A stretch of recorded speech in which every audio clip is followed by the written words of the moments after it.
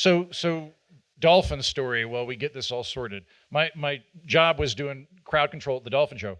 You weren't allowed to touch the Dolphins because they were afraid you give them streptococcus and stuff. But you could play catch with them. And the way that Dolphins play catch is you throw a ball into the pool, and Dolphins are really fucking lazy. They're very horny and very lazy. So if you, like a dog, if you throw it for a dog and you throw it over there and the dog's over there, it's real excited and it goes. Well, you do it for a dolphin and you throw it. If you don't throw it directly to the dolphin, it does this thing where it lands and it goes.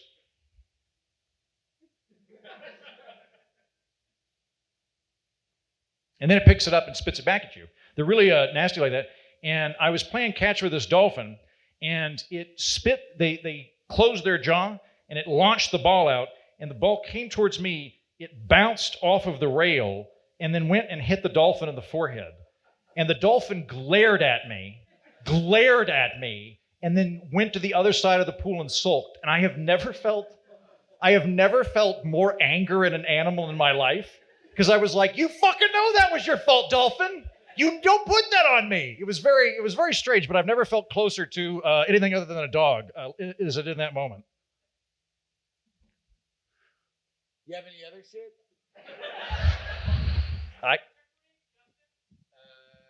Check. 1, 2, 3. 1, 2, 3. All right, we're up to 2. So anyway, when I worked at the zoo, I don't have any stories like that. We went to the media. Well, is this content? I don't know. Whatever. I guess it's all being recorded. Fuck you, Will. You're going to have to make some sense of this.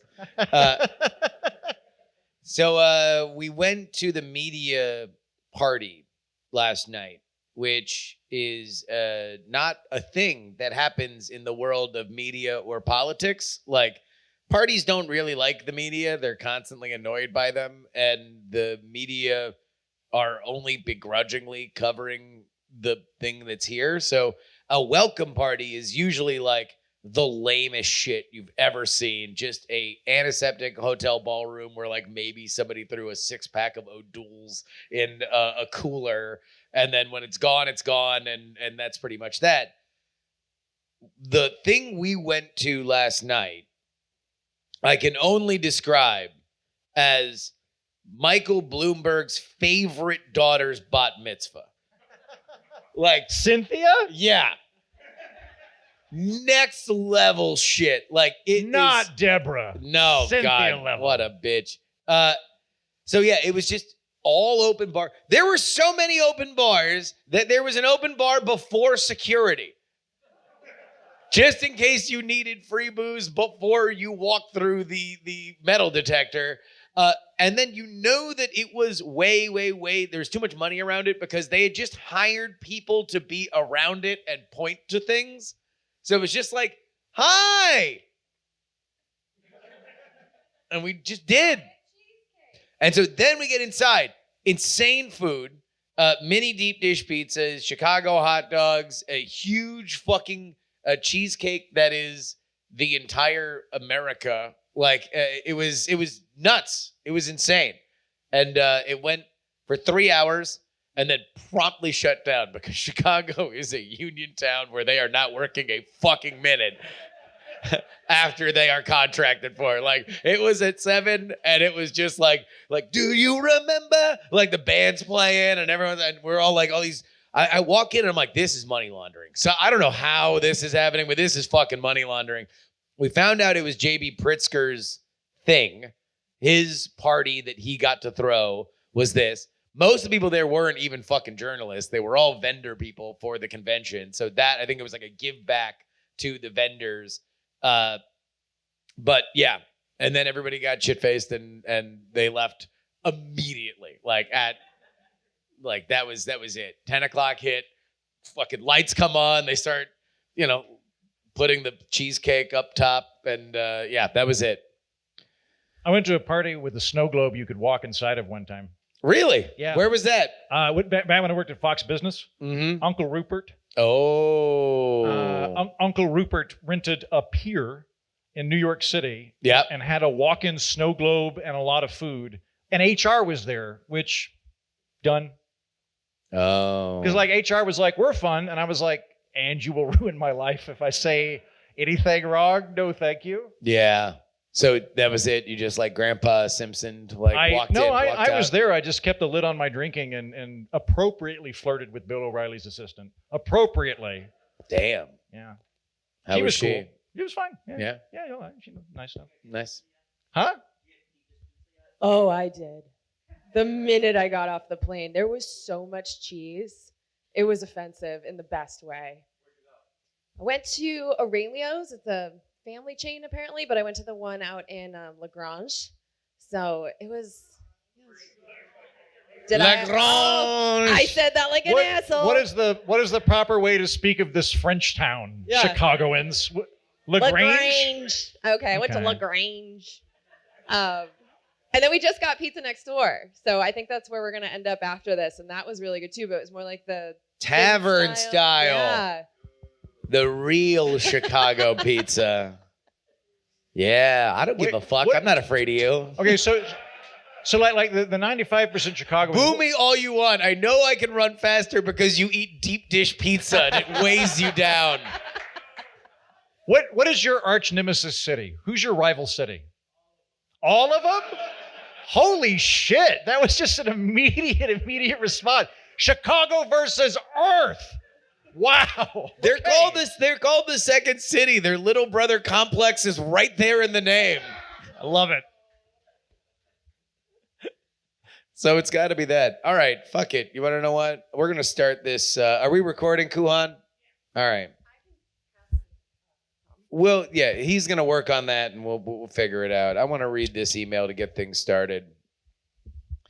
During the last episode, I found myself strongly disagreeing with Jen when she was talking about guns, almost to the point of getting angry. But then the bonus episode started, and I was 100% Team Jen in discussion about boneless wings, and I couldn't believe how wrong Jury and Heaton were. It was just a nice reminder for me that we can disagree about things, but it doesn't mean we need to attack each other or get angry. We're Not Wrong has quickly become my favorite podcast. Just don't tell Tom, because I've been listening to him for close to 20 years now in one form or another. And now that we've gotten that out of the way, ladies and gentlemen, Mr. Tom Merritt. Yeah. Thank you. Hey, this one works. Yeah, we have 3 mics, and so we'll juggle them. Tom, thank you for being here, Oh, sure. Thank you for inviting me. because I might not have been here. Yeah, I'm your second. Yes. We actually invite Tom to every single show, and he's always said it was beneath him. When But this someone- one time, he agreed. Yeah, when someone challenges Justin to a duel later, I am Mhm. also able Yes. to stand in. Yeah, which happens often, Hell yeah. although only when you're around. When's the last time you were in Chicago, Tom? This is like closer to your neck of the woods. Yeah, last time I was in Chicago, it was probably with COVID times. It weirds me out, but I think it was probably 7 years ago. 7 years. Yeah, feels like it was more recent, but Yeah, but we all lost a year. yeah, exactly. Yeah. They just disappeared. First time I was here was I was at a college, and I came here for a sketch festival. The troupe I was in was performing at a sketch festival, and so that brought back a lot of painful memories. The last time I came here, we went to a Blackhawks Red Wings hockey game, and I wanted both of them to lose. Because But you're a they- blues fan. Yeah, exactly. Yeah. Is Wait, that just so what resentment all the way down here in the Midwest? Like everyone just resents everybody else? Yeah. You pretty got much, it. Yeah. Okay. I like the idea of a sport where both teams could lose. Yeah. That would be fun for me, because I'm always rooting for the referee. And if both teams Son lost, of a judge. yeah. But if both teams lost, it'd be like neither of them pulled it off. I I voted third party. I voted for the Steelers. Referees, the libertarians of sport. Nope. No. The Libertarians are the mascots that didn't get in. From Chicago, Illinois, I'm Justin Robert Young, I'm Andrew Heaton. I'm Jen Briney. And I'm Tom Merritt. and we're not wrong.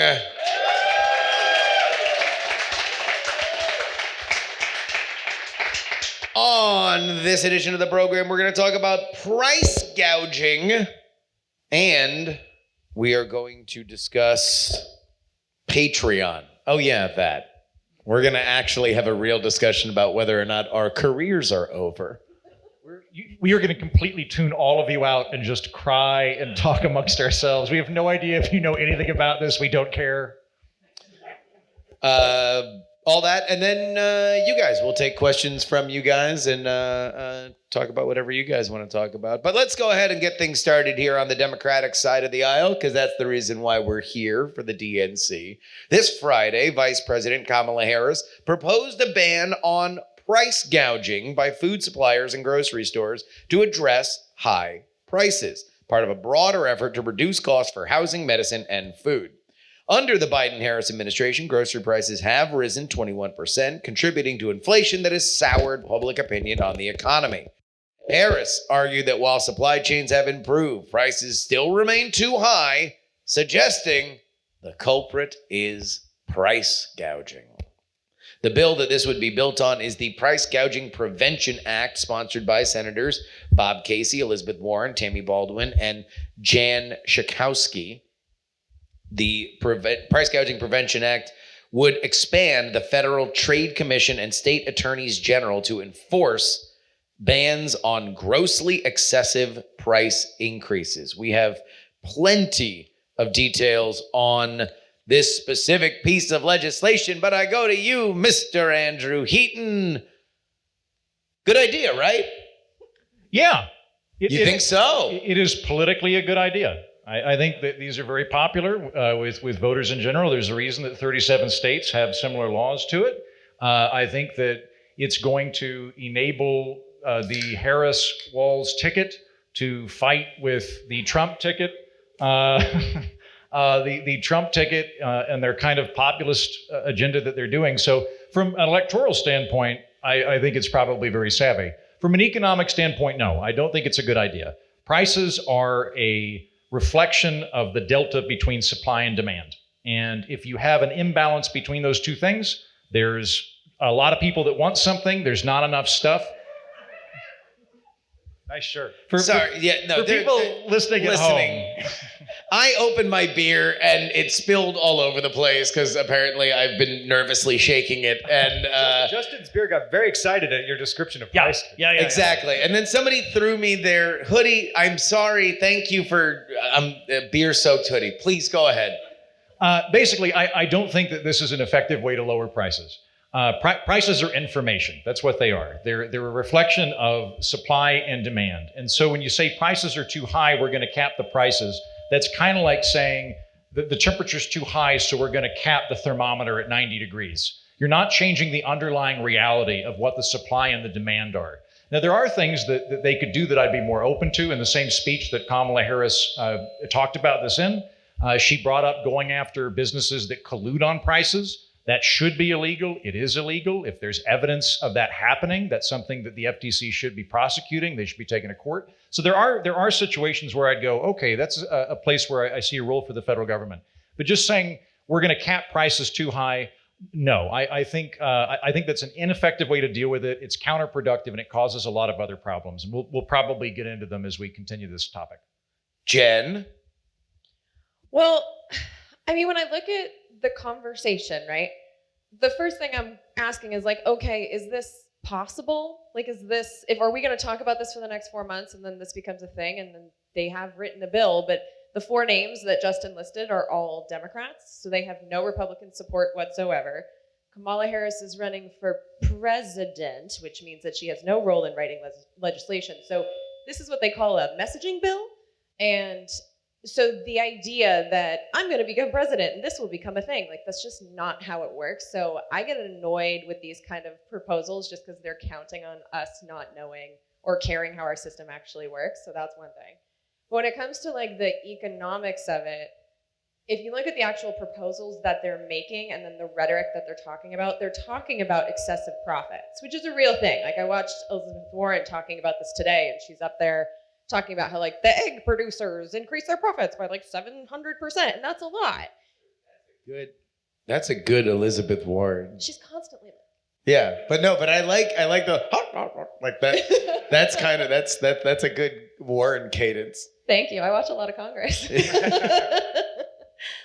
But yeah, so they're talking a lot about excessive profits. And so I kind of find it fascinating that when they're talking about excessive profits and then they're talking about capping prices, those are two different things. And so I think that if the problem is price gouging because they're trying to boost profits on something that's essential, and I think we can all agree that food is essential, why aren't they going for a profit cap? Because I kind of did an experiment today while eating lunch and just kind of looked at, because we kind of brushed on this a little bit in one of our last episodes, but I've been thinking about the stock market in general a lot lately, and I kind of see profits as like a shareholder tax. And so I was kind of curious, like if I'm spending $100 at the grocery store, how much of that is going to shareholders' pockets? That's really what the Democrats are talking about, right? And so I was looking at the different profit margins, and this is net profit margins. And so I actually think the situation is worse than what I'm going to say because this excludes interest, which is money for doing no work, but that's all I could do. But for net profit margins, like Pepsi, which we think of Pepsi as the soda, but Pepsi owns a lot of different food companies. So Quaker Oats, if you buy potato chips, most likely you're buying Pepsi products. They have rice brands, cereal brands, hummus, popcorn, pretzels, like a bunch of stuff is Pepsi. And they get about a 10% net profit margin on everything that you buy. So if you're spending $100, you are giving them $2 to pass out to their shareholders. General Mills is another company that owns a bunch of different brands. So they own cereal companies, Pillsbury, Betty Crocker, Haagen-Dazs, candy companies, Green Giant Veggies, Progresso Soup, Yoplait Yogurt, a whole bunch of stuff. They also get about 10%, so it's another $2. Coca-Cola is getting 20% in net profits. InBev, so if you buy beer, a lot of the companies now, like Budweiser is an InBev company, and they get 10%. And then if you're buying chocolate, that's a really high margin, that's 15%. And so if that's what I spent my $100 on, $16 of that goes to shareholders. And then you're also buying it at Walmart, which is a 3% profit margin. That sounds pretty low, but like it's all every step of the way. If you're buying something from a multinational corporation and their ingredients are coming from a multinational corporation, for every dollar, there's just this sucking of money that comes out. And we get all upset about taxes, but this to me feels like a tax that goes to these wealthy people that aren't doing any work for these companies. They just get a share because they had enough money to buy a share.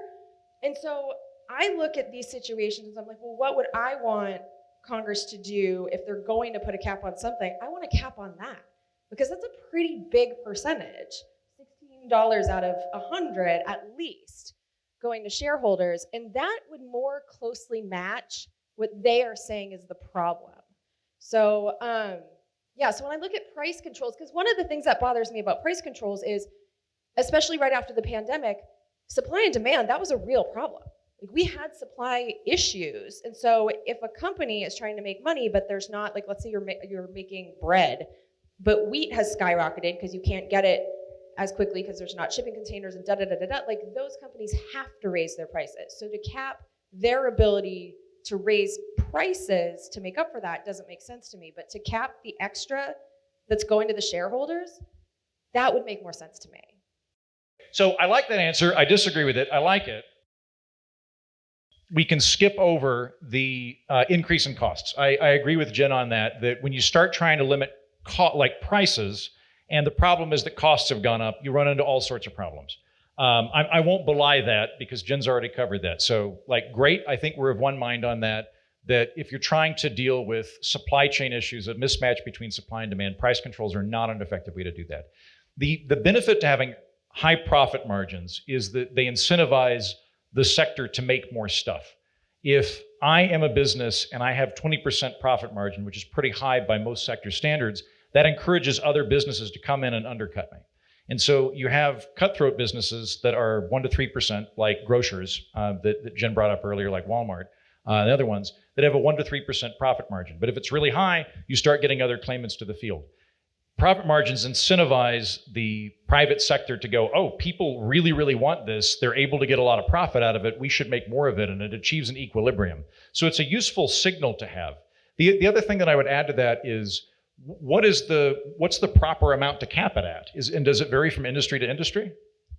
Well, that's what I'm not sure about. So I don't know like exactly what the numbers would be, but I think one of the problems with like in a market that makes sense textbook wise, that theory would work. But if you look at the companies that we actually have, like Walmart is the biggest grocery store. And then we have Kroger and we have Albertsons, which are in the process of merging right now. So we don't have a lot of competition in the grocery store scale. And then when you look at the actual groceries, like I said, I listed a bunch of brands that are all Pepsi. I listed a bunch of brands that are all General Mills. Like when you go to the store, we have the illusion of choice. If they actually branded all of these things as General Mills, Pepsi, Coca-Cola, like you would see how few choices we have. So the idea that, you know, if they can get these high profit margins, other people would get into the game. I think what we're seeing now is there's so few of them that they can all go, oh, hey, we can all raise our prices at the same time. Which is collusion.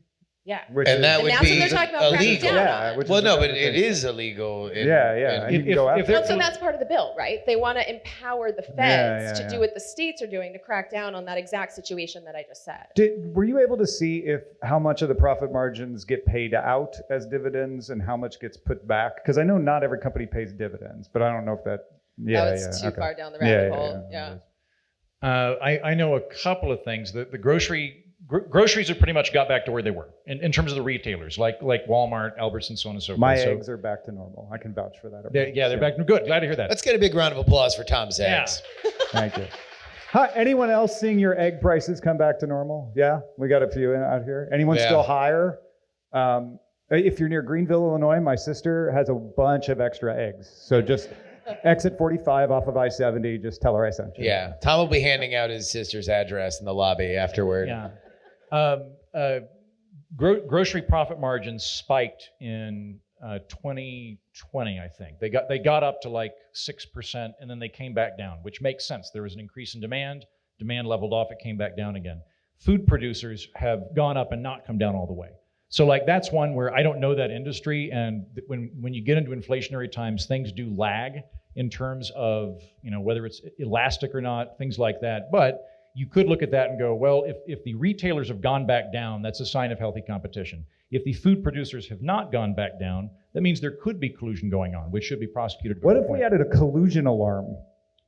Yeah. Like if the prices stay high for a certain amount of time, it trips off the investigation and empowers people to go in and look. I would prefer that over banning profits over X%. I would much to have a market economy work, and a market economy works better than a command economy in terms of delivering goods and services and basic foodstuffs. We've always had a better we've had lower prices of foods and more foods than say the Soviets or other command economies. In terms of mechanisms to make that work, you need to have competition, you need to have transparency, and you need to have an open field that other competitors can get into. So when that gets out of whack, that's when I'm open to the government coming in and going, look, there's not enough companies here for this to be competitive. But I would strongly prefer that over going, look, if you're so successful you make 20%, we're going to outlaw that, because that's going to have weird effects in terms of incentive structures, and it's going to stop other groups from coming in.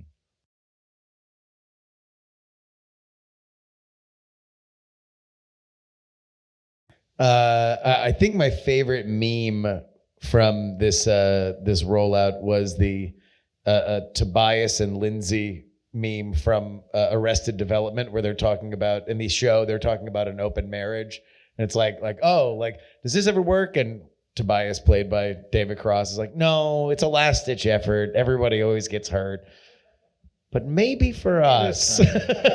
Maybe this time. And that's price controls in America and obviously abroad. They're not always the same solution. They're not always the same program. They're put in different ways. History is not kind to the practice generally. And this is part of why I'm so hesitant to go with like a profit cap margin.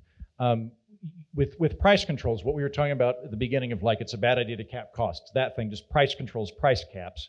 That goes all the way back to Solon the lawgiver in 6th century BC. Who the what? There are example like from Solon to Diocletian to Prime Minister Heath. Like when prices go up, governments go. This don't act like you don't know. Coachella is lit.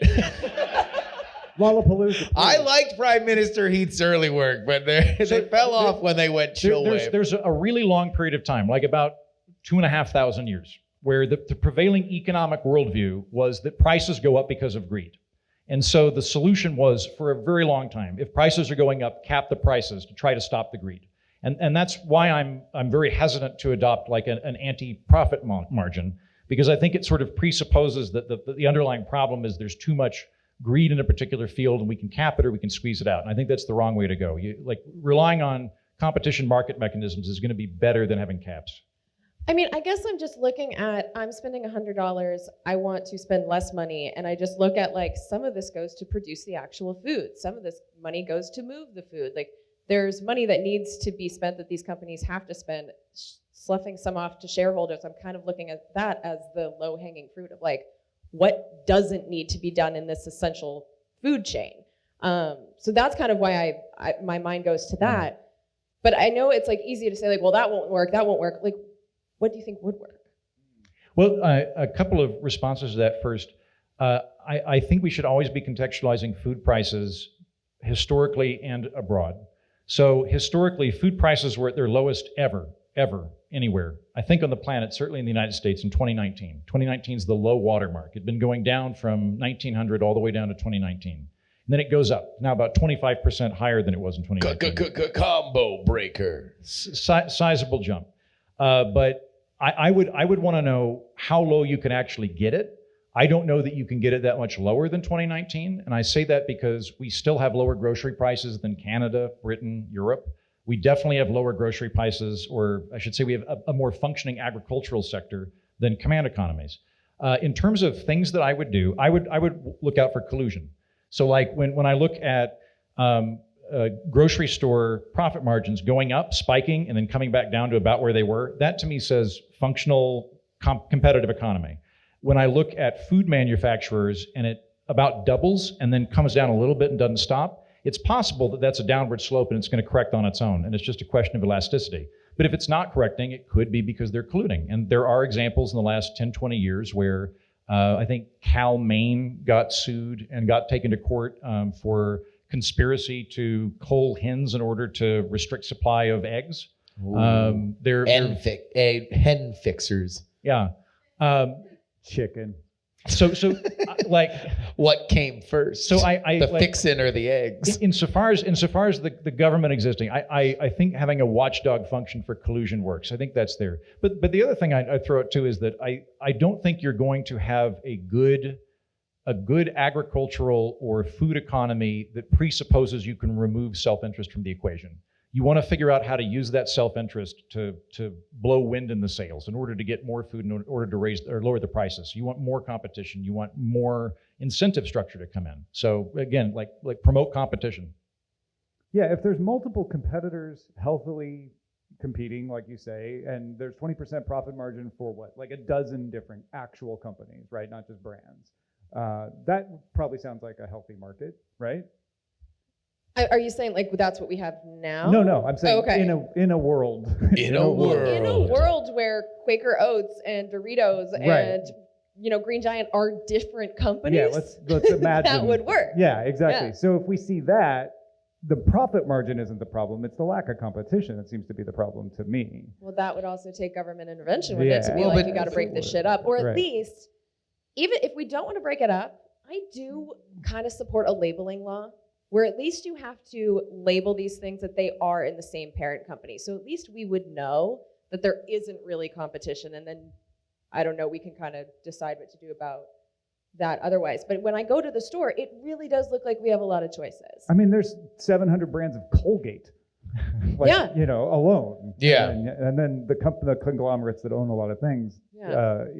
I'm with you. Like, how much choice do we want? What is optimal choice? Like, and do we really give a shit if it's 4 different brands that are all owned by the same company, but I feel like I have a good customer experience going from if the prices one to are the what other I want one. to pay and all of that. Yeah, but I mean, but we just heard it was the lowest prices in 2019, so the system was working. There was a huge spanner in the works called COVID. I don't know if you guys heard of it, but it is returning. This is the only thing that I would say about it, is that politically, this is just a naked ploy for the Harris campaign because they're getting the shit kicked out of them. Because this is never going anywhere, is it? No, well, no. But beyond whether or not it's going to go anywhere, let's imagine it does or doesn't, right? Like, the Harris campaign's getting the shit kicked out of it on the economy. Even though they are leading in some polls and in some states now, there is still anywhere between an 8 and 15 point gap between Kamala Harris and Donald Trump on the economy, and that's about where it is when it comes to inflation. So you already had one guy running, Joe Biden. You might have heard of him. And his whole pitch on this was, nope, the economy's great. And people were like, well, I don't know. Prices are high. It's like, fucking idiot. Look at these numbers, man. Unemployment, awesome. The rate of inflation. The rate of slowing inflation. Down. The prices are still high. He said last week we beat inflation, which now no one listens to him anymore. But I think in another world that would have gotten more attention. That's the other thing, and like there's going to be some disagreement on this, but I'd say like I think the government severely precipitated the increase in food cost, as it did with everything, because the consumer price index went on everything. Like it wasn't just food, it was everything. And I think it's like inflation typically happens when there's too much money chasing too few goods. And so if you print a bunch of money, as we did in 2020 and 2021, you're going to cause inflation. So don't do that would be the main thing. So that's there's some good numbers that the entire world had. That inflation curve. Just to finish this, like, so now Harris is rolling out. She knows this is the big issue for her, and so she needs a solution. And it's essentially the pitch that Biden was making at the beginning of this year, which is like shrinkflation. It is corporate greed that is driving up. Yeah, it is corporate greed that is driving up these prices. It certainly is not government spending, and it was brought on by the pandemic, and now corporate greed has kept these numbers up. So that's her pitch, but I don't know if anybody would have said it if she weren't behind by 10 points on the economy, and so that's the solution. Something that I thought was smart of her to do, which I agree with her on, was criticizing Trump on trying to solve inflation by taxing goods. Like that, I wish she'd. He said he wanted to do it by 20% on all imports, which is insane. That's insane. Yeah, we agree. Yeah. Like I'm not. By the way, I'm not thrilled with either candidate right now when it comes to political economy. Like that. Like what about Jill and Chase? Huh? It is now a fight for where Heaton will vote third party. I like this more than ever. I've been up in the air this election, but with political economy, I'm like I both red team and blue team have departed for me. So I'll Whigs I might run. I don't know. We'll see. I would like to announce my candidacy to be your running mate for vice president. Nice. Oh, do you want to be co-vice presidential candidate with the top? Exactly. All right, cool.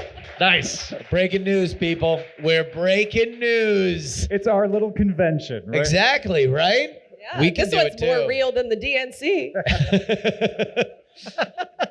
And you're a delegate.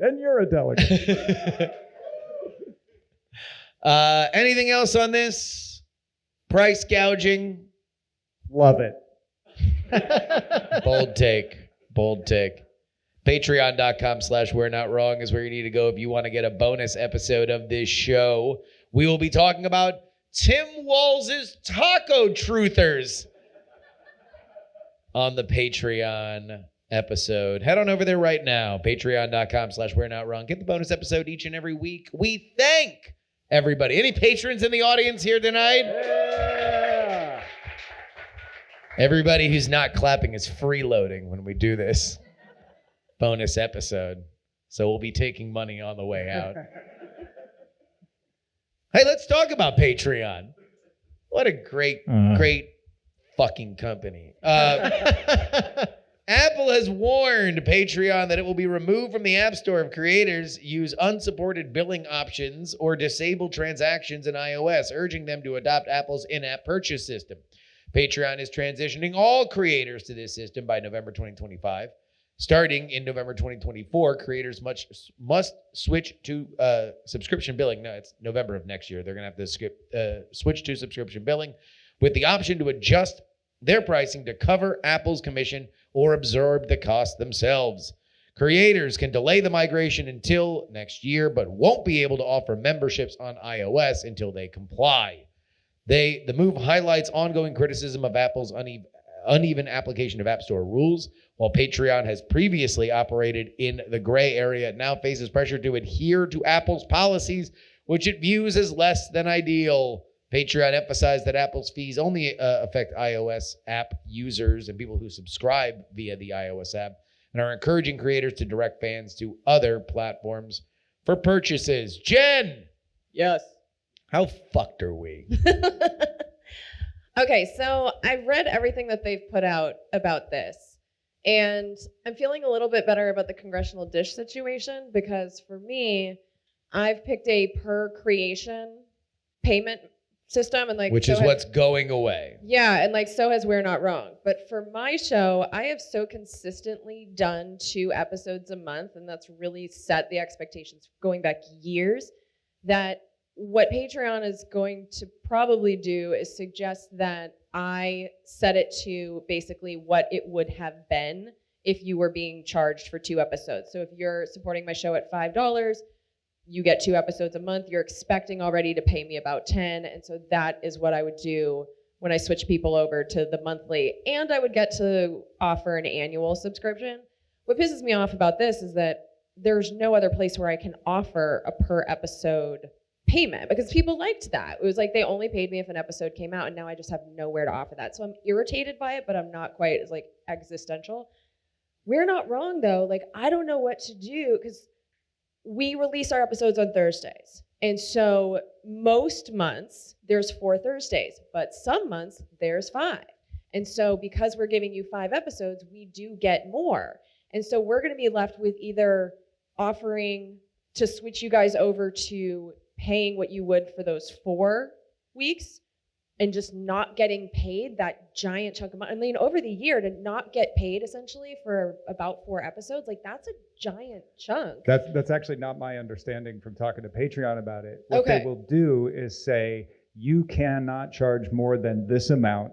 This amount has been calculated on your average number of episodes, and by average meaning 4.5 or 4.2 or some weird mathematical thing, so that the actual amount over a year will end up being the same as if you had done the exact same number of episodes. Yes. So that is what they are saying, which for a show like We're Not Wrong, look, it disrupts the concept of how people are paying. Yeah, more than the amount. It also doesn't allow us to, right now, we don't have tiers.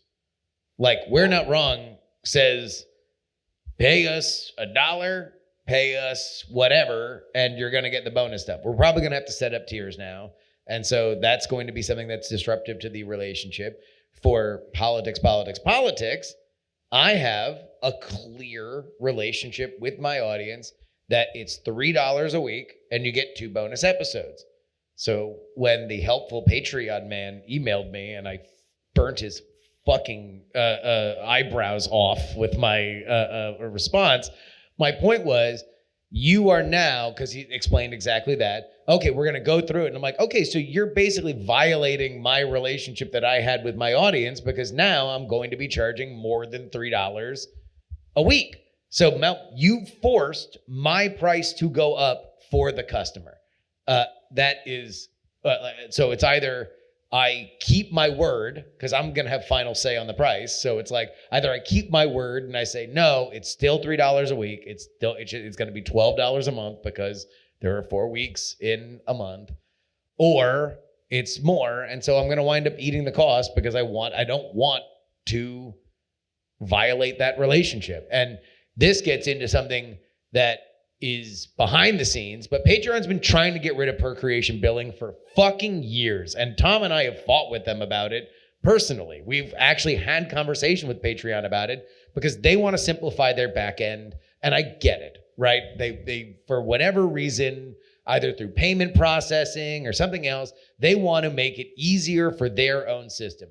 And I understand that. But it's my fucking living. It's what I've built my entire audience on. It's what I've built my career on. And I get it if you just said no more from here on out, and we're going to keep a grandfathered a group of procreation people that helped build the platform. Because by the way, Patreon was a failing YouTube monetization platform before podcasts came on it. We were there. We watched it continue to build. Now, would it have been successful anyway? Probably. But podcasting was a regular, hardcore audience that really made Patreon something worthwhile. Procreation was a huge part of that. It's a huge part of it for me. I have always told anybody who's starting a Patreon to do procreation. Number one, because it keeps you honest and it keeps you moving, because if you don't put out an episode, then you don't get paid. And number two, it just makes you more money, because every once in a while you get the 5th week, and as soon as you realize, like, somebody I'm not going to name, that sometimes there's a 5th week and the money goes higher, and then the next month it doesn't mean that everybody hates you now. Okay. The person Justin's referring to is me, Andrew Heaton. What? And for 2 years, I would look and go, oh my God, my thing jumped up by so much. I must be so much more talented. And then it would plummet. And I'd go, Jesus Christ, they finally figured out I'm a fraud. It's all going to end. And this happened once every 5 weeks for 2 years.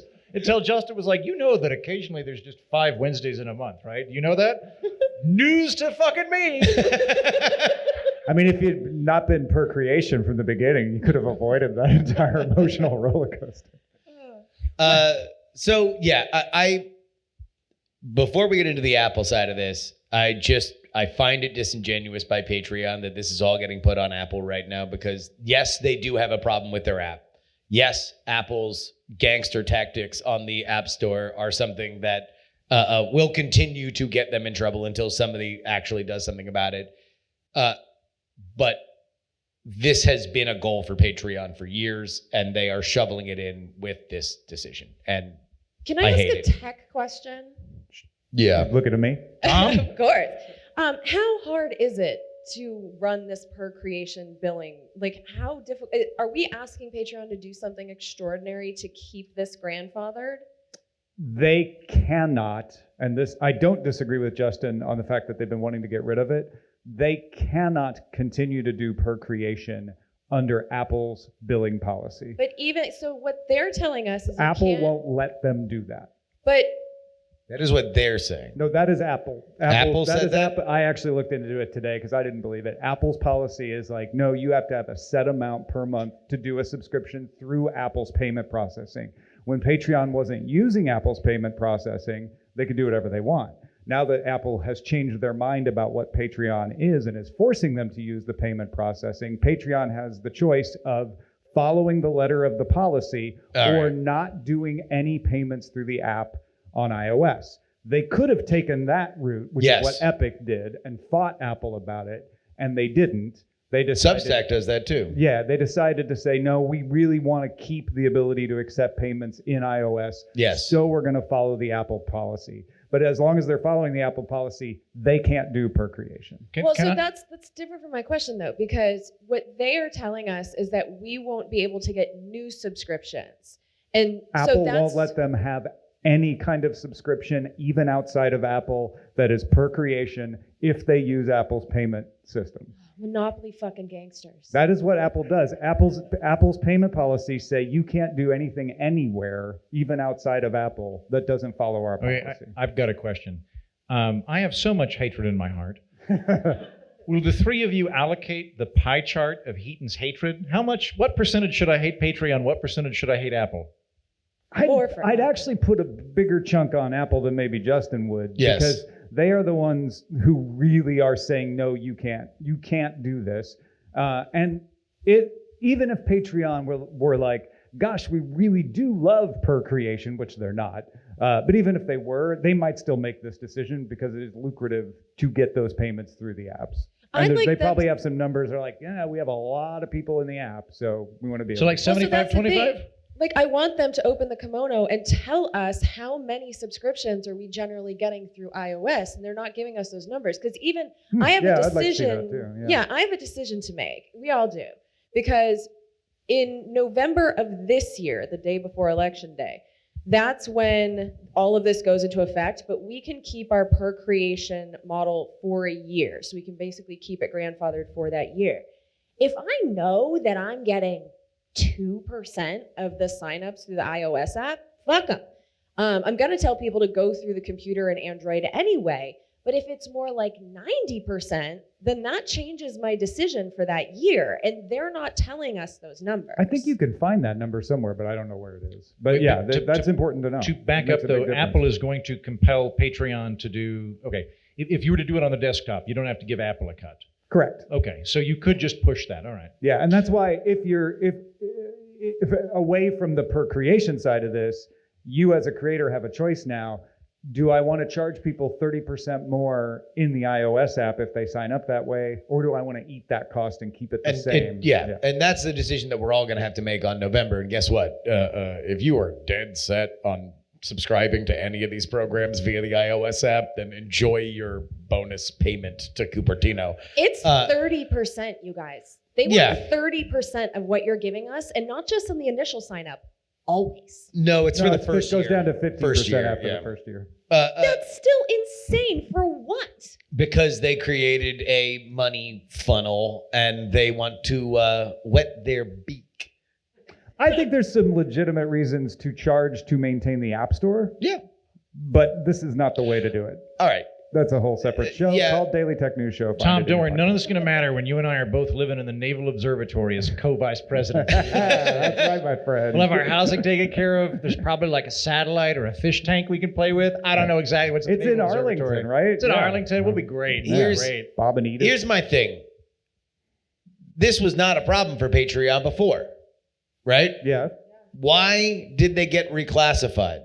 Apple is cracking down on this because they are under siege from multiple regulatory places. Japan, Korea, the EU specifically are saying you can't do this anymore. You have to allow people to take payments outside. You have to allow people to tell people that you can take payments outside. So they're worried about getting a hit to revenue, and they're looking closely at things like Patreon and saying, we used to not make you do this, but you are a digital services company, so we're going to make you do it now. Because what were they before?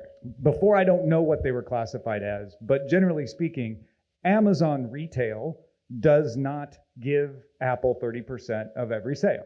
No. Because Amazon is a material services provider.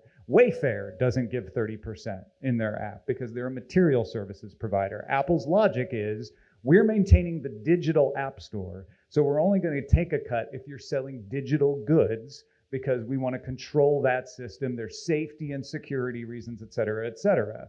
Amazon is not allowed to sell its Kindle books or its music through its iOS app without giving Apple a cut because those are digital. So if you've ever been kicked out to the web to buy an ebook, that's why. Yeah. And from now on, the political orphanage will be exclusively in vinyl. We'll send it out every week. Fuck Apple. So- You get so- vinyls now. Everybody go buy a record player. Patreon has always made the argument like these are payments to people Yes. creating For things. products. Some of them are art, some of them are music, some of them are performances, some of them are podcasts. Yeah, some of them are digital, some of them are not. And Apple's like, it's a mix, we'll let you go. And Apple has cracked down and said, looks like you're not as much of a mix. Looks like you have a bunch of digital stuff, so now you got to pay. Look, Substack, it's annoying when you're reading in their very good iOS app that you can't subscribe. And the reason why is because they have this exact same fucking problem. But Substack says, hey, we'd rather have people have a good, clean way to interact with our creators' content than make whatever money is going to be on that impulse purchase and pay the Apple tax. Yeah. They are fighting this because this is going to change eventually from whatever pressure point. The fact that Patreon is selling out creators is offensive to me, and I am angry about it. Justin, what should my percentages of hate be? I would, for me, and this is largely informed by the fact that, like, behind the scenes, I've been fighting with Patreon for years about procreation, and I know that, like, however much there was nobody in the room when they were making this decision standing up for procreation. Like, I'll guarantee you that, because they've been trying to push this one off the boat forever. So the fact that they're doing it that makes me 90% mad. And then I'm an extra 5% mad at Patreon that they have this stink cloud of Apple's bullshittery to kind of cover up for a thing that they've been trying to fuck me on for years, and they're finally going to get it.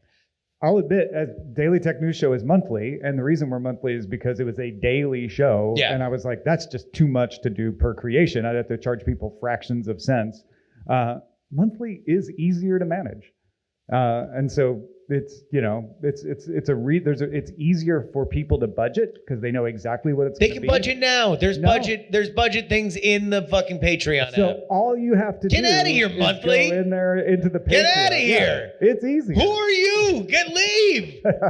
Here's the thing. It's not about me. I know this is going to make my budgeting easier. The fact is that the people that want to pay me, some of them are the ones it makes that their like the budgeting per easier episode. too. Budgeting It does, wise, they but know, I'm paying Jen $20 a month now, and I don't have to think about, this month there were more episodes. I'm going to have to pay her more. I need to go in and put a cap on how much. It's simpler. I'm not saying it's fairer, but it's simpler. And for I everyone. have been doing monthly since the very beginning. I've been taking monthly on PayPal. People send paper checks. Like, there's plenty of ways to do that billing. The only reason I started a Patreon, it was because this was different. There's a lot of people that really liked, because for me in particular, some of my episodes just take forever. I'm reading a 1,000-page bill. And so I actually will, there's a chance I'm going to make more money, because one of the things that helped me with my guilt of not being able to do 2 episodes in a month was like, okay, I'm just going to take the financial hit. Right. So for me, it was helping me with the anxiety that I get of not being able to give what I promised. Right. I don't know how many of you know this, but I burned out hard in the beginning of this year. And so being able to just take the time I need to produce the episode and know that the people that wanted to only pay me for the episodes were able to do that. You know, there were people that were supporting me monthly and keeping me floating in those heavy work months. But there were people that just wanted to pay for the episodes, and now I can't give them that option. So it's not really about my accounting. It's I wanted to offer that to people, and it's simpler though. Away. It's so simple. The Political Orphanage cranks out 15 episodes per day, and I am worried this is going to change my model. I think you should get paid per page that you have to read. That would be nice. You should weigh your episodes. Yes. Get paid in tonnage. Yeah. I can't be a hippie, commie, green person and then be printing out these bills. I'm just like mowing down trees. Although they do that in Congress. Do you know that? They mow down trees? Pretty much, because they print out Robert the damn Byrd back in the bill. day would just bulldoze through West Virginia for fun. Yeah, they print out these bills for the congressmen who then don't read them. Yeah. It's such a waste. And you'll see them on the desks as they like take pictures of it. Like, oh, look how long it is. And like, you have it in digital form. You can do word searches. It's better that way. Jen, to be fair, a lot of these congressional representatives are short and they need something to sit on, so they look normal on stage. Also, Ted Kennedy can't fuck a page on a PDF. Ted? To be fair, a lot of them don't know how to use computers too. Remember that the average age in Congress is like 90 fuck all. Like when I worked in the House, I worked for Dan Boren from Oklahoma, great guy. And Tim Holden, Pennsylvania, also a great guy. However, in Tim's case, Tim used his computer as a hat rack the entire time I was there. He literally never turned it on. It was like a decorative paperweight that had a baseball hat on it. And when he lost the primary, thanks to gerrymandering, thank you, Pennsylvania. When he lost the primary, I was gone by then. His whole staff had to show him how a smartphone works, because he was like a chimp. He was like smelling it and shit, like trying to figure out how to, like he never used a smartphone. He used a pager. This is in 2010. He was using a pager. So like I kind of get why they're using the pages, the physical pages. But they don't read it anyway, is the wasteful part, right? It's so wasteful. It's not practical to be reading these bills. Because the other thing you're doing is, the hardest part about reading a bill is most of the time it's not in normal language. It's not like reading a book. So you'll have a little code and it'll say, strike this and you have to take that little code and find what they're striking and like put the sentences together to figure out what was it before and what is it now. You're jumping back and forth. I don't know how I would do this if I was just doing it with paper. Yeah, but see again, The other benefit to paper, though, you're not doing that right way. If you flip it, there's a guy that dances. It's a fun little Like puzzle. 400 pages, he dances, he puts a hat on and off. That's in every congressional bill. It's been that way since 1932. All right, let's. We have one real quick email that I do want to go through. So we're not wrongpod at gmail.com. I was trying to figure out what the little pithy comment was going to be in the email call out, and I wanted it to be Chicago related. So there is the constant refrain online whenever you're losing an argument, but what about Chicago? Then there's, of course, the Frank Sinatra, "It's my kind of town." Chicago is. But then, apparently we were drinking not but a block away from one of the most famous political landmarks in Chicago. That is the Subway sandwiches where famous French actor Jussie Smollett faked getting attacked. And so we can go with this, what was said by the attackers: "This is MAGA country." We're not wrongpod at gmail.com. Revenge of the Nords writes, "Now that we know that Ukrainian special forces blew up the pipeline against the wishes of the CIA, please revisit how this was covered by poorly sourced reporters."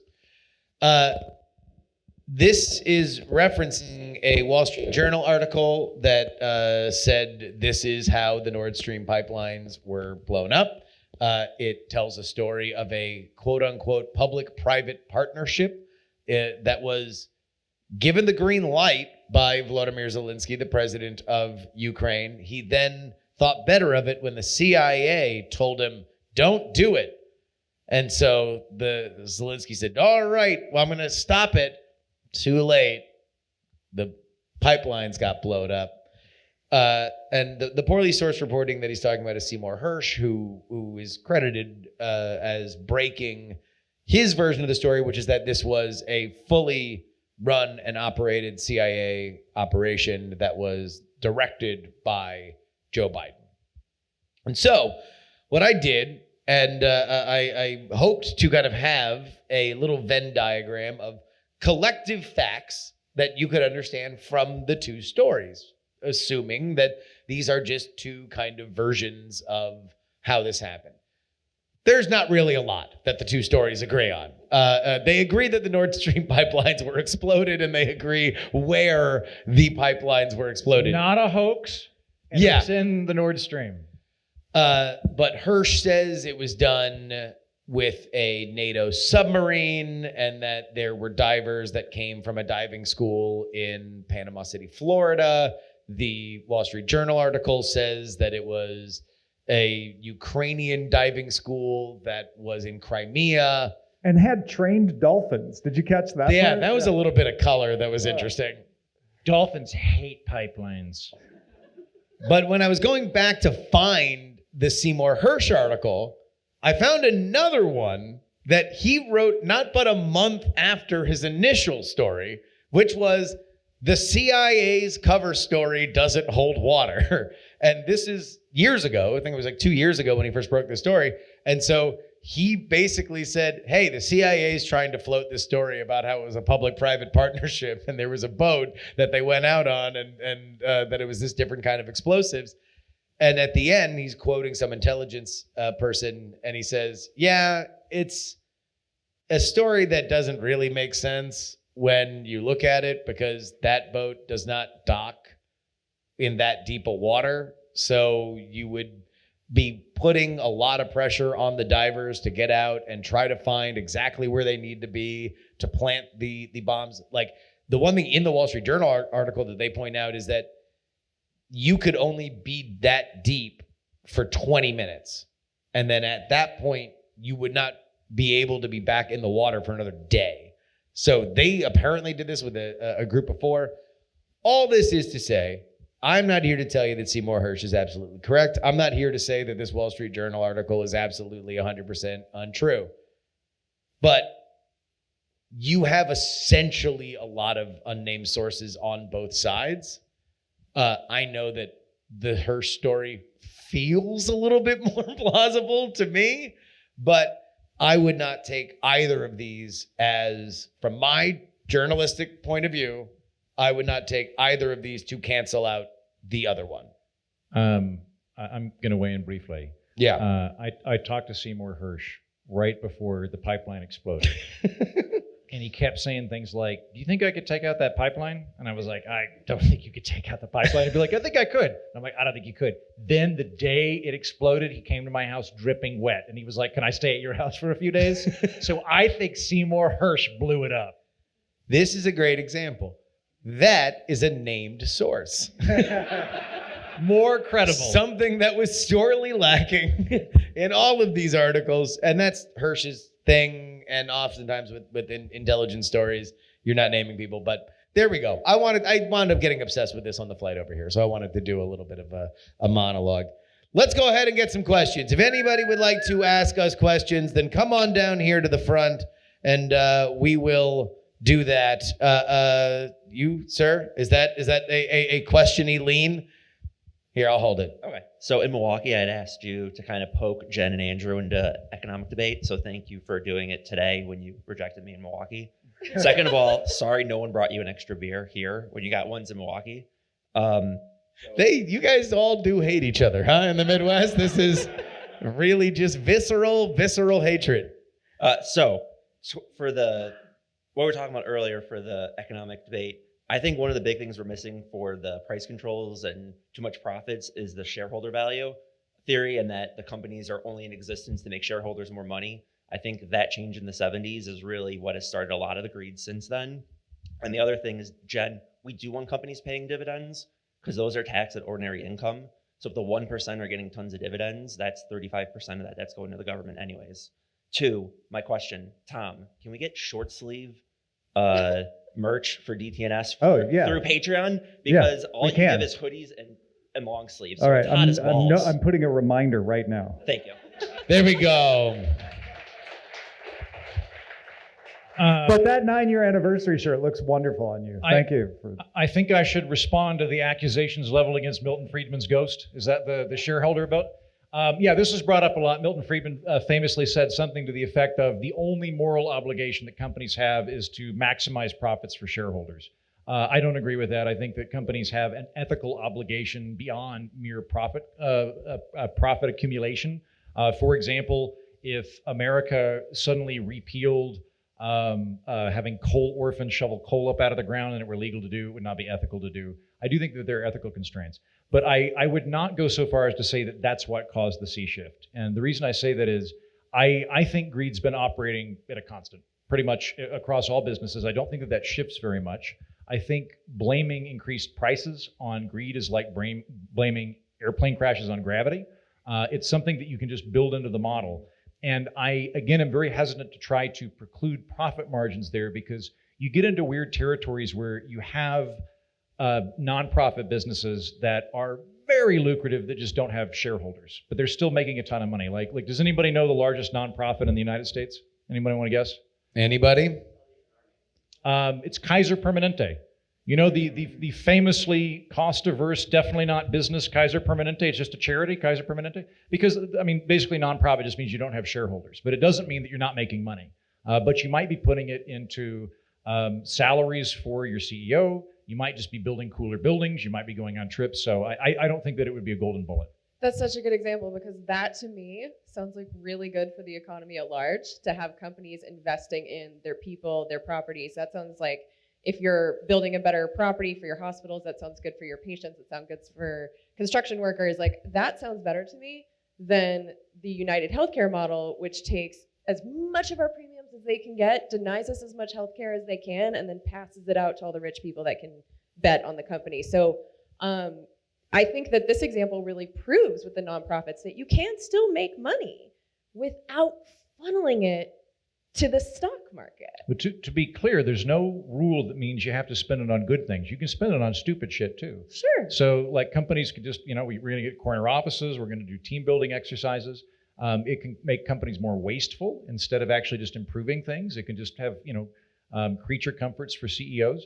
I think when it comes to that kind of thing, I would rather the business decisions be left with the business than having bureaucrats go, this is the level of profit you're allowed to have, no more than that. I don't think that will end up being a very effective or optimal strategy.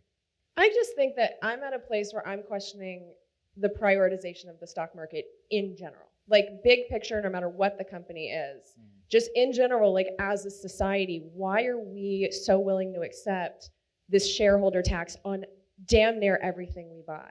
And the more I'm purchasing stuff, I'm just seeing it. I'm just like, I know that this is just going to shareholder pockets. That's not going to, like, you say something wasteful, and maybe having a party in a company could be considered wasteful, but the balloon vendor and the liquor vendors and all the people that work there, like, what's wasteful is also helping the local economy. This shareholder thing, I mean, that can be money that's funneled all over the world to just 401ks, retirement so that's plans. how they get us to support this shit, right? Yeah. Instead of us actually having retirement plans, we're in the casino too. So we're incentivized to be like, well, I want my cut. But there's a bunch of us that don't have. Why did it have to have an accent? Especially a Southern Illinois accent. I noticed that. That was I don't know what It was these accents interesting, are. yeah. All I know is that because of the 401k system, that's why we're willing to accept the shareholder tax, because those of us who are in the upper middle class, we're also in the game. But there's a lot of people, like half of us in the United States, that aren't in the game at all. And so with every one of the purchases, if you're living on minimum wage, or if you're half of us, your money that you're spending is being funneled up through the stock market, and you're not benefiting from that at all. Where if we had like a government run system, like if we actually cared about Social Security and made everyone pay the same amount, because like rich people don't pay as much percentage wise as most of us do.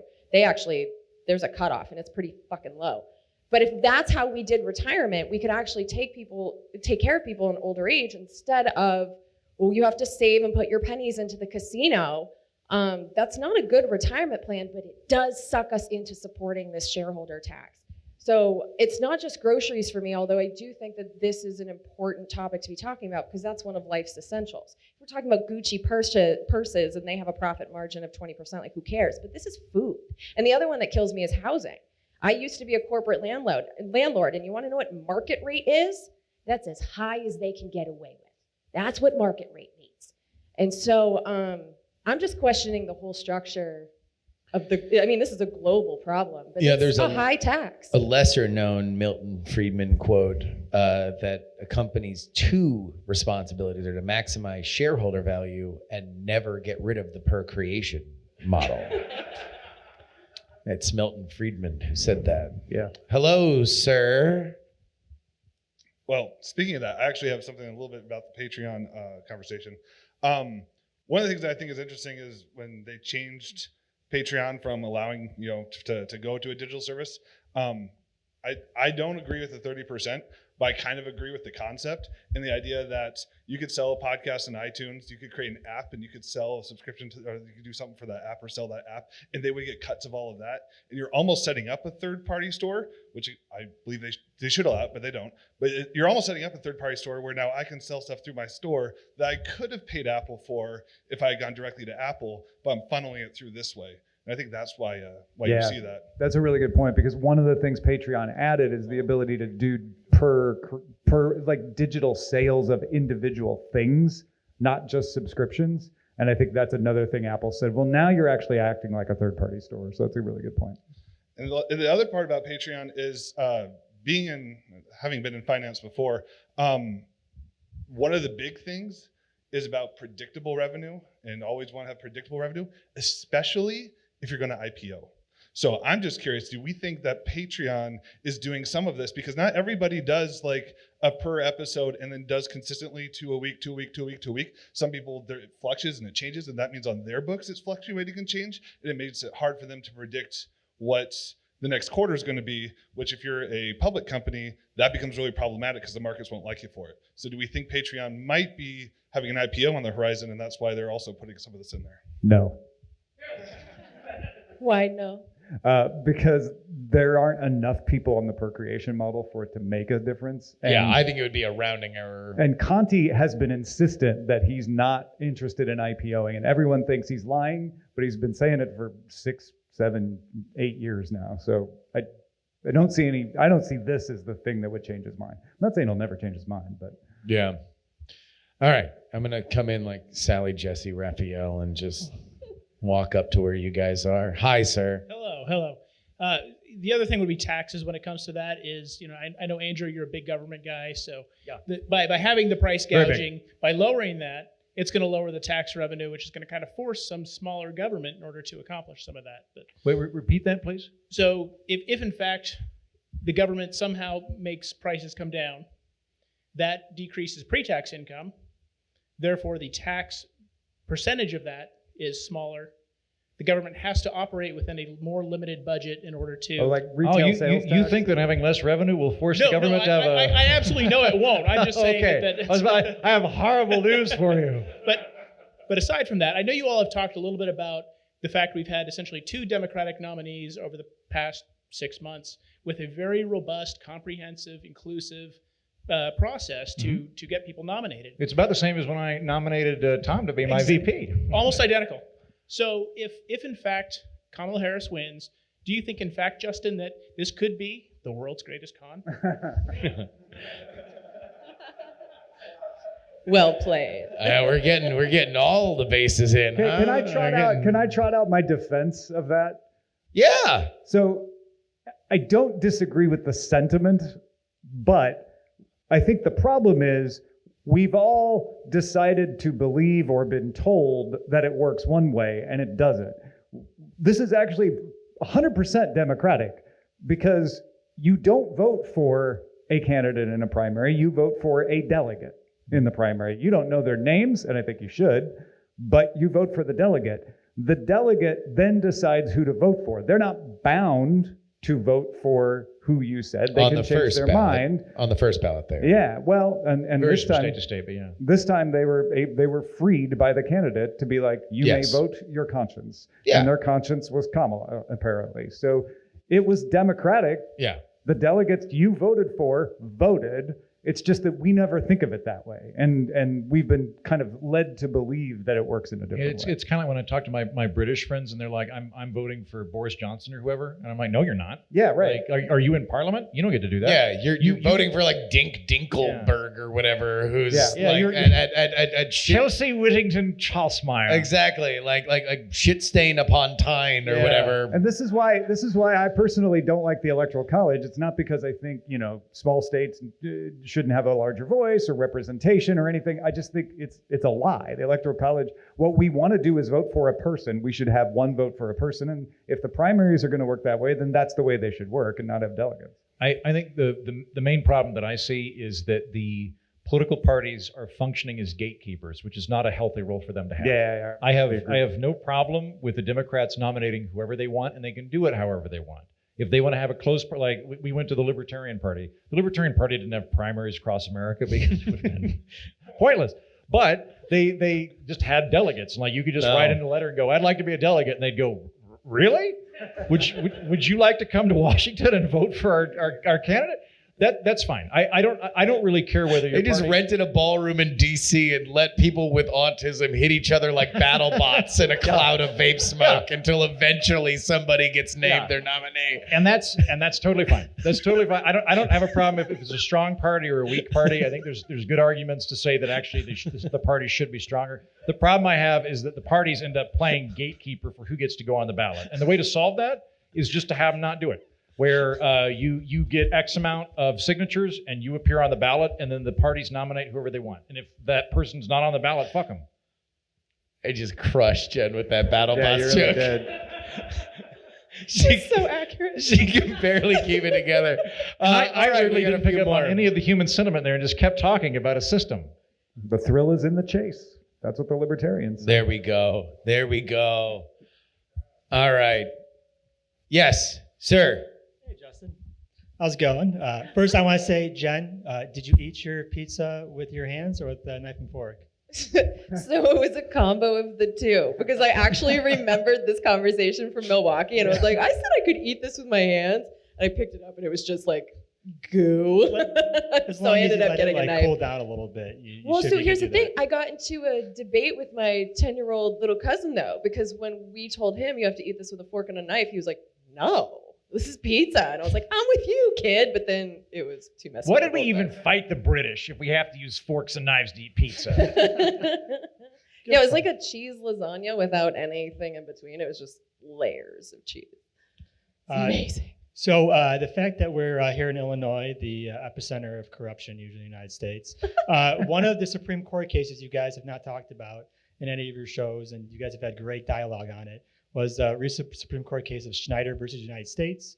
It's an Indiana, Northwest Indiana-based case in which the mayor of Portage, Michigan, Mayor Schneider, was arrested by the FBI for essentially taking a bribe because he pivoted $1 million garbage contract to some people who eventually down the line donated like $13,000. I am shocked. Please continue. Yeah, but this has major ramifications, and so basically, Supreme Court came down and said, well, there's federal laws about like bribery and things like that, but technically on a state level, if it's done after the fact, it's gratuity, which sounds like a tip and kind of weird, but it has major ramifications here in Illinois.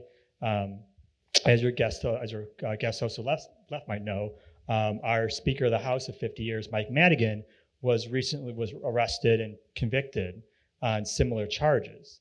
And I just wonder if you guys have read up on that case at all, or if you have any particular opinions on it. I have not read up on that case. Just completely winging it. My twofold interpretation of what you said is I tend to not like corruption, tend to be anti-corruption. I'll say the Whig Party, more or less against corruption, right, Tom? 100%, yeah. Only corruption if we're in on it. More or less. Right. Only corruption if we're in on it. Very controversial But stand. the other thing I'd say, though, and I'd have to read the decision, so I don't know, is I do think that just because something's important doesn't automatically make it federal. I think that we have a federated system where there are polities that are invested with certain powers, and the federal government is invested with certain powers. So if something heinous happens at a state level and that's not a federal power, I can look at that and go, that's awful. I wish that state would prosecute that. But it doesn't automatically follow that I'm going to go, therefore it should be something that the federal government's able to prosecute. Again, I'd have to look at it, but that's my knee-jerk reaction. Yeah, it sounds like, it may not be, but it sounds like one of those stories where there's a very technical ruling that sounds like the Supreme Court is saying, we think bribes are cool, but what they're saying is, actually, you can't stop a bribe with that law. You either need to pass a law or use a different law. And that does happen a lot. And people exploit that kind of stuff, so which is why you need functional legislatures. Wouldn't that be fun? You look into that would be really nice. That's hilarious I and know. adorable. All right, one last question. Sir? Absolutely. I want to represent all of us and say thank you for coming to Chicago. Aw. Absolutely. Thank you. I love each individual show and the We're Not Wrong. I remember when you guys were experimenting on Justin's show, and then this is all reality, and now you guys are doing the YouTube thing. So what's next? What's next other than Justin's child having his own podcast or her? Yeah, Well, no, I'm gonna put this.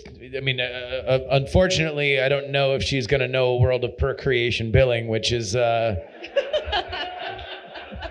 Did you the say saddest thing. procreation or per-creation? procreation. And now I guess I've spoiled her name. So I don't know. What is next? OnlyFans? Yeah, that's pretty much it. Yeah. That's the final frontier. I'm gonna pull our butt cheeks apart. Yeah, I don't know what. Smell-o-vision. We're Not Wrong in space. I want to do a variety show sometime. I want to do this and like have like Like with games and stuff? some that? slip like a singer and like get somebody to jungle and Like shit. you reach I want in to the, do like a reach in the 2-hour box like and try to guess what's in it, that kind yeah. of thing? If I could just like play Steve Allen, a very relevant reference, would really enjoy that. There's yeah. a Bob Newhart statue here in What? Chicago. Is he from Chicago? It's right by the Navy. I'm gonna go Pier, check yeah. that out. That's like I'm gonna light a candle for that man.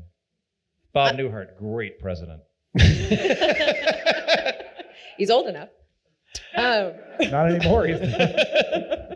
Well, we had a corpse right now. He's Biden plus 20%. I was going to say, Describe yeah, he probably still polled better than Biden in Arizona. Yeah, I know that I enjoy these live shows so much that for me, one of the goals would be to grow this show enough. Like, thank you for being some of the original people to come to these live shows to give us hope. But I would love for these to be big enough so that we make money doing them, and then we can go to all the different cities, because I just get such a kick out of meeting you guys in person and hanging out after the show and getting your questions in person. Like, reading the emails is fine, but I'm speaking kind of to myself. Like, I And love as a seeing your shareholder, I'm faces. looking forward to getting that money.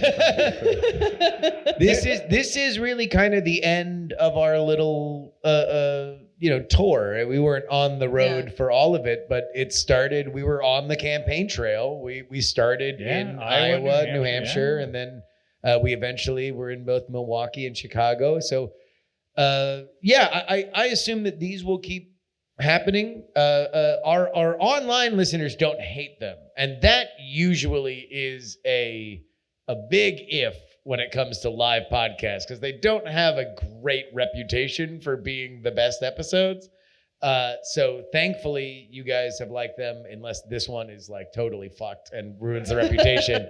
But I think just more of the same. And please know that the feeling is very mutual. We have put our faith in each other and you guys have rewarded us. So thank you. Give yourselves a round of applause. And let's keep it going for our special guest, Tom Merritt, Jen Briney, Andrew Heaton, and I'm Justin Robert Young, reminding you all, we're not wrong.